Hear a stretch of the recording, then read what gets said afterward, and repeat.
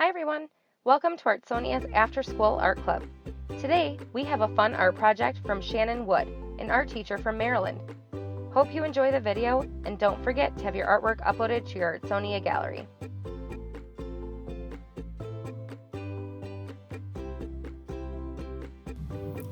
Alright, to start your marine life drawing paintings, you're going to need a piece of heavy-duty drawing paper. Watercolor paper works really well for this, but regular drawing paper is fine as well. You're going to need some sort of coloring implement, whether that be oil pastels, crayons, or colored pencils. They all work just fine, and I'm going to show you how each one works a little bit differently. You're also going to be painting this, so you're going to need some watercolor paint in the color blue. I'm going to use liquid watercolor paint, which I've put in this container right here for us and mixed with a little bit of water. But you can also use the traditional watercolor that's in those dry little palettes. Either one is fine. You just add a little bit of water to that. You can use either one. You're also going to need some salt. All right, I'm using Epsom salt, but really any kind of salt will work. I'll show you the salt there, like that. Okay, so those are the supplies you're going to need. So let's get started. The first step in your marine life drawing is you're going to want to draw some marine life animals. You could do one large animal that takes up most of your page, or you could do several smaller animals. You could have the sea floor at the bottom with some seaweed and creatures that like to crawl along the sea floor. Or you can have it all just be above the seafloor but still underwater, where you just have a bunch of animals swimming around. That's up to you. So you kind of decide which animals you want to draw, but sketch those out in pencil so you can erase any mistakes, and now you're ready to add color. Before you add color, you need to decide whether you want to use oil pastels, colored pencils, or crayons. So I want to show you what the watercolor paint does to these three materials. The oil pastel will resist the watercolor paint because of the oil in the pastels, but it will create these little bubbles that float on top where the watercolor is separating from the oil pastel, as you can see here. So if you like the way those look when they dry and look like little blue bubbles or blue dots on your marine life animals, then you can leave those. If you don't like the way it looks, you can use a paper towel to blot up any excess and get rid of those.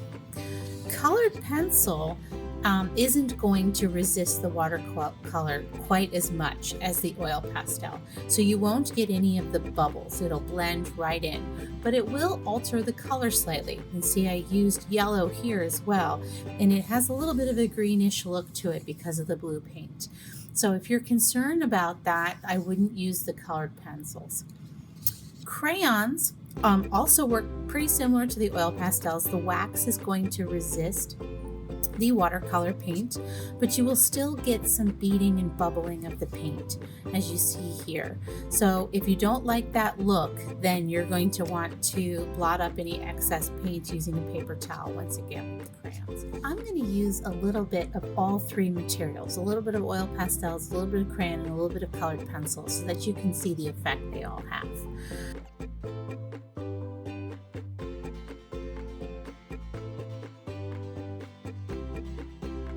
Alright, so I've colored 3 of my animals with the colored pencil. Now I'm going to try out some crayon.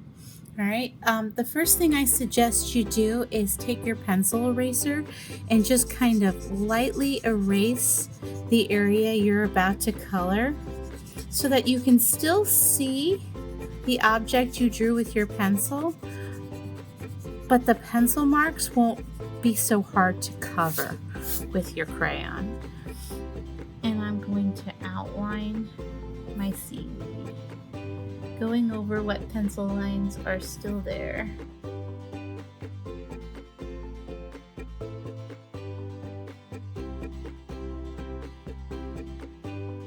I'll lightly color on the inside with my green, putting a little bit less pressure on the crayon than I did when I outlined it.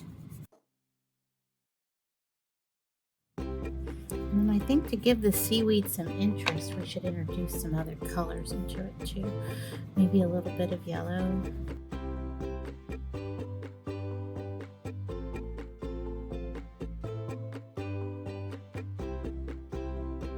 I've got most everything colored but my fish. And my fish, I think I'm going to use some oil pastel. So the fish is going to be really bright, really stand out. And this will help you see how the different materials work. The oil pastel can be a little bit trickier to work with because it's so thick. So the smaller your drawings are, the harder the oil pastel is going to be.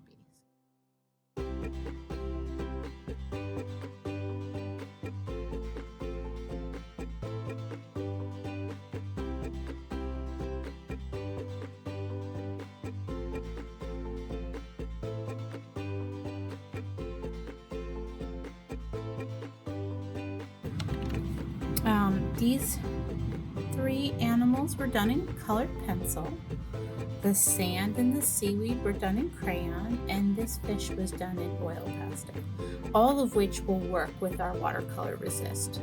So I'm going to take my pencil, and I have a couple of bubbles on here that I'm going to just lightly erase so I can still just barely see them, because I think I'm going to make those white. White oil pastels are fun to use when you're going to do a watercolor resist because they show up like magic when you start painting. So I've erased those. Now I'm going to take my white oil pastel and I'm just going to fill those in, what's left of them. You may not be able to see what I'm doing really well because it's white on white at the moment, but you'll get a better sense when I start painting of what that looks like. All right, I'm also going to take this white oil pastel and I'm going to make a few curvy lines, and this is going to be our water current and some reflections of light coming through the water. Okay, so we are now done coloring and we are ready to add our paint. All right, we're now ready to start painting our undersea drawing. So I'm using that liquid watercolor paint, this here, which I've mixed into this little container with some water. But you can use one of these as well, the traditional watercolor trays that you can get at any supermarket. Alright, so I'm going to open up my little container of pre-mixed watercolor paint. Stir it around just a little bit in case it settled. Alright, and taking my brush, I'm going to just go right over top.